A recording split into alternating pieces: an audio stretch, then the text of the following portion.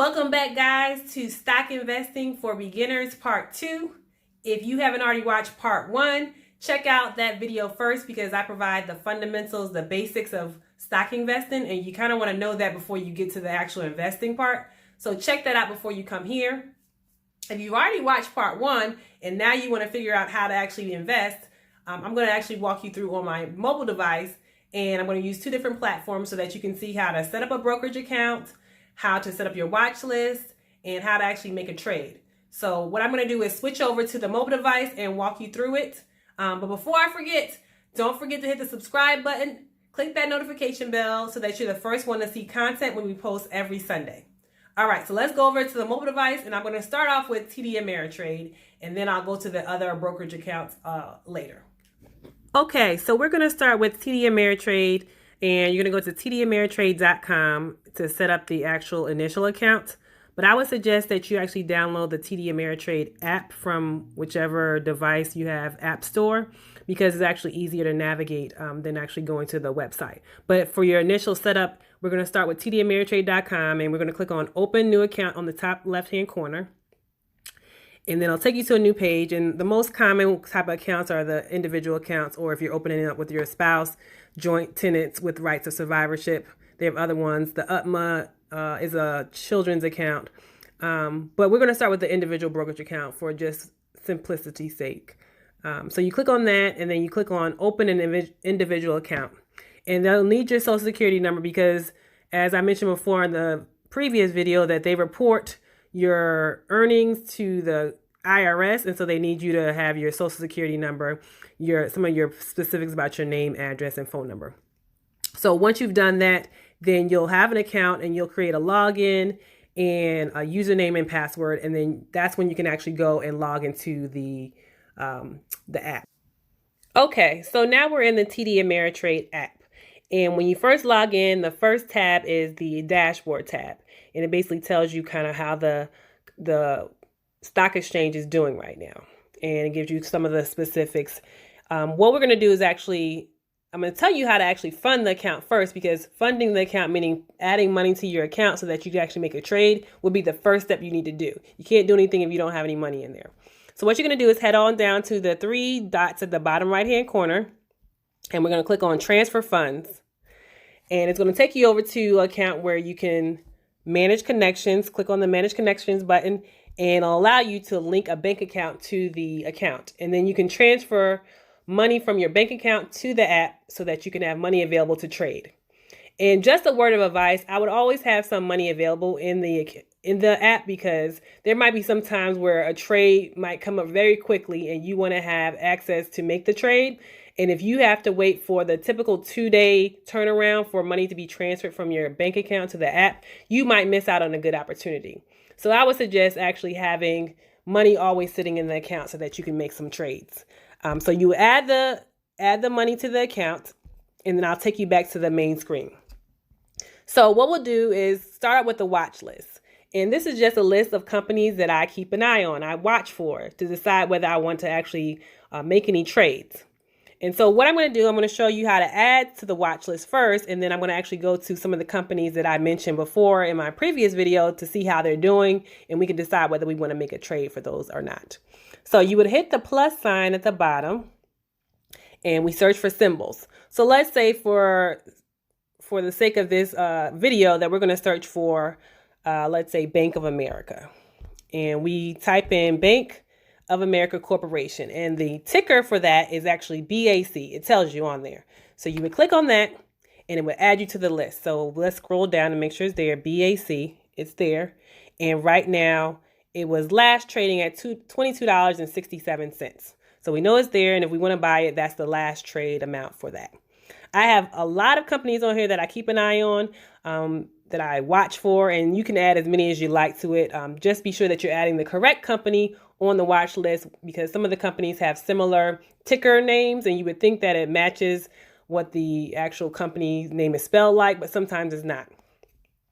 So let's start with a company that I mentioned in a previous video, a company that perhaps is not doing so well right now, but that has a potential to improve once this quarantine goes away. So let's start with a cruise line, Carnival Cruise Line. and their ticker symbol is CCL.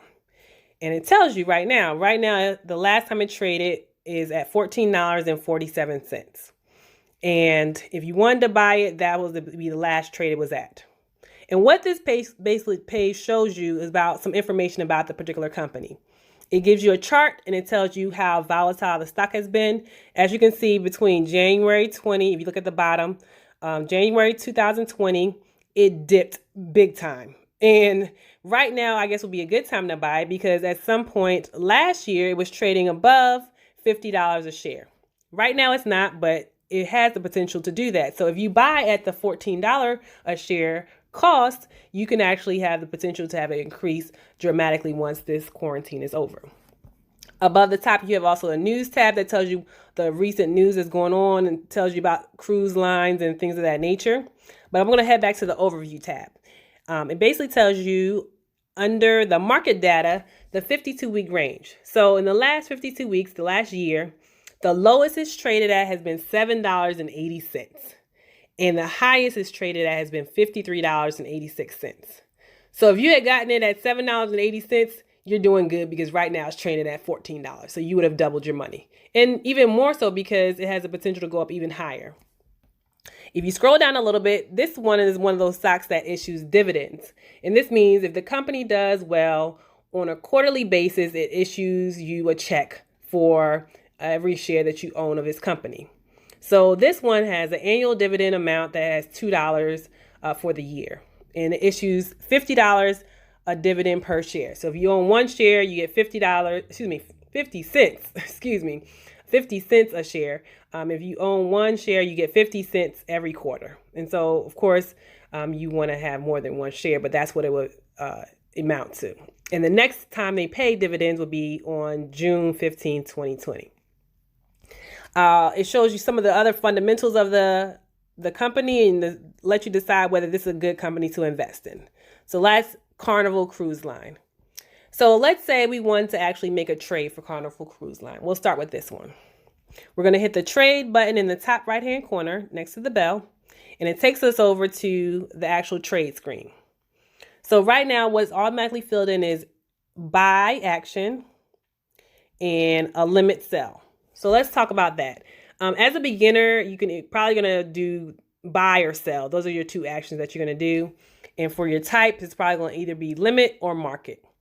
And I like to actually buy limit when I buy my shares. And that basically says you can put in a certain amount that you feel like you won't pay any more above. So right now, as I mentioned before, it was last trading at $14.47. And let's say I wanted to do a buy action, a limit order, and I wanted to say, I think this might go down to $13 at some point in the day. Let's put it at $13.99. And I want to buy 20 shares of it at $13.99. What that means is that I don't want the app to purchase it unless it's at $13.99 or less. That would be a limit order. If I did a market order, what it will say is I want to buy 20 shares at whatever the market rate is at that particular time. And what will happen is whatever the market rate is, it will buy it at that amount. And I kind of don't like the market rate because it kind of leaves it up to, it could go up higher and maybe more than what I would be wanting to pay for it at this point. So I usually stick to the limit order and put a specific amount in.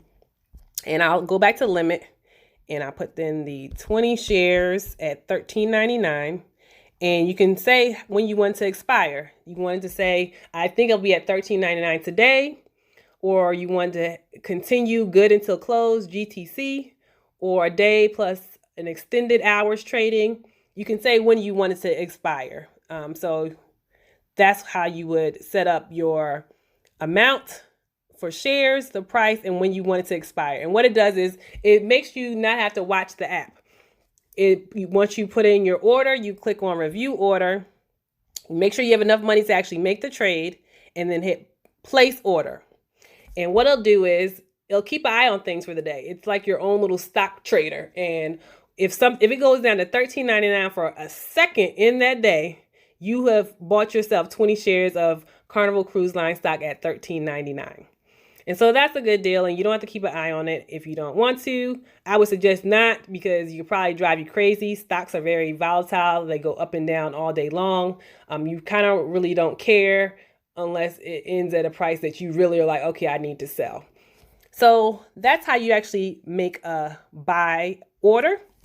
I'm going to actually walk you through how to make a sell order as well, so that you'll know if you want to sell something, you can do the same thing. And it's pretty much the same way. You do action and you click on sell and you do a limit order of what you would like to sell it for. So you say, I want to put in an order for, I bought it at $13.99 and I want to sell it when it gets to, let's say, $21.99. And you say when you want it to expire and you put in your order. So what it does, it tracks it. You have certain amount of shares you want to sell. Let's say we want to only sell 10 of those that we bought at $21.99. We put that in and we do a review order. And what the app does is it waits until it gets to $21.99 and it'll sell it for you. 10 of those shares will sell for you, and you don't have to worry about going back and keeping track of it. And so that's how you would do a sell order. So what I would suggest you doing is getting a list of all the companies that you feel are worth being on your watch list, and create a watch list first. Take the time to do a watch list and keep an eye on them. I have quite a bit, because I keep an eye on a lot of companies that I may want to buy in the future. If you're newer to the game and you don't want to put too much money in it, I would suggest buying lower cost stocks. I believe like something like Amazon. Let's go to Amazon just so you can get an idea. Right now it's trading at $2,400.35. Excuse me, $2,435.50. And this is a kind of high stock. So I wouldn't start here if I was a beginner. I would basically start with a smaller amount of stock, because that would be a lot to lose if it goes down. And this is a particularly volatile stock. But in the 52-week range, it has been as low as $1,626, and it's been as high as $2,525 in the last year. So imagine if you bought it at $1,626, you would have made a little bit of money if you bought several shares of it, because right now it's traded at almost $2,500. So let's go back to what happens after you actually buy the stock. Okay, so once you completed the order, you can go to your orders tab, and any orders that you completed within the last 60, 30, 7 days, or even that day will appear under this particular tab. And it'll show whether the order has been filled and the price that it's been filled at, or it'll say that the order has expired if the requested price was never reached for whatever the time period that you allowed. And it'll also show if you canceled any orders under this particular tab. So this is where you check to see what has been done.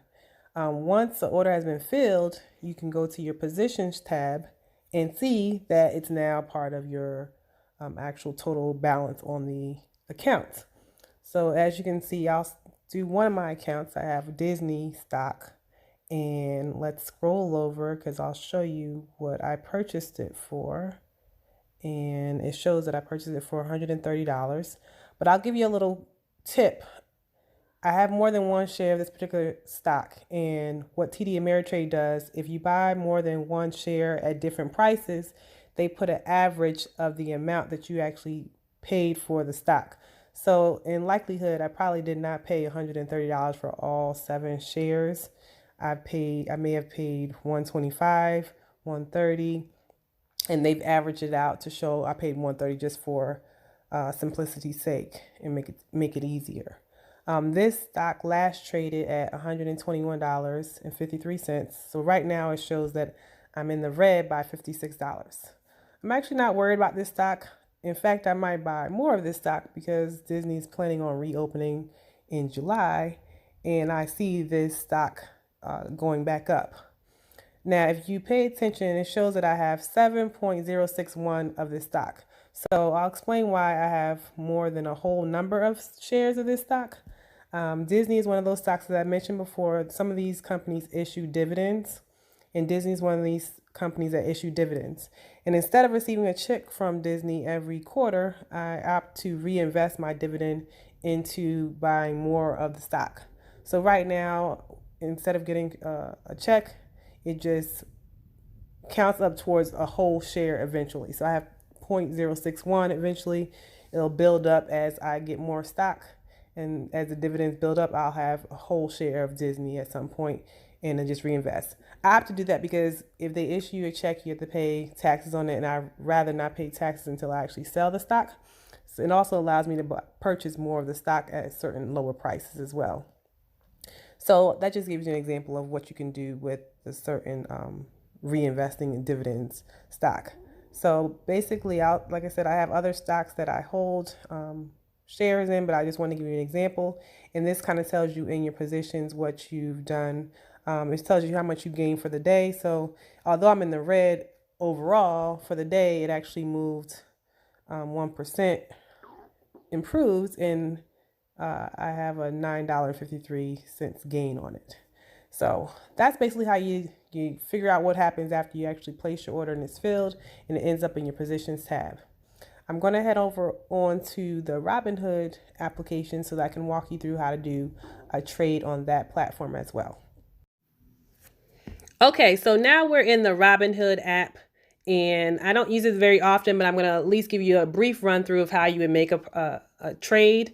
I mentioned before in my first video that Robinhood offers a free stock if you refer somebody, like the person who refers get a stock and the person who's the referrer gets a free stock. So that's what the little free stock in the top right hand corner shows if you want to redeem whatever your free stock is.